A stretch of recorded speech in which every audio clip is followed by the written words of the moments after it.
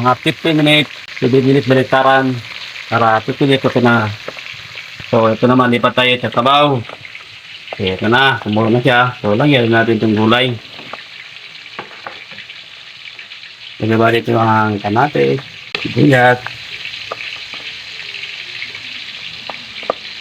luya, pampabango. Ayan na, kumulo na siya. Lagyan natin ng mga tinik ng ating isda na bangos.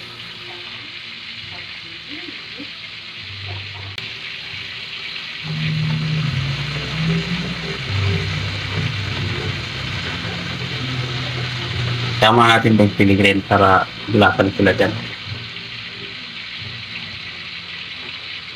Itong mga pagkain na ito, mahilig ito magpayo ito mga Bisaya.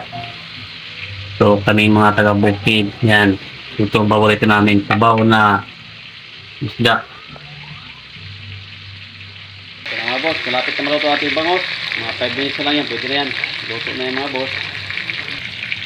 Labayin na natin itong ating malunggay. Pakuloy na mga boss. Kahit di na pakuloy pero maganda pakuloy para yung sabaw, yung malunggay lalasa sa sabaw. So yan mga boss, malapit na tayong kakain. Mga boss, ito naman yung paksiw. Tabo na ng gulay.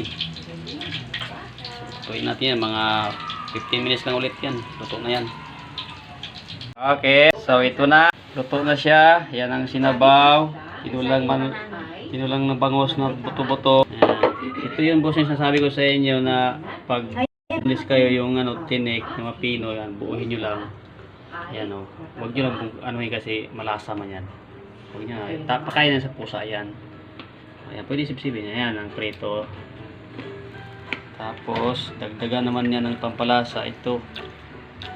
Yan. Matutuwa ito ang aking dalaga.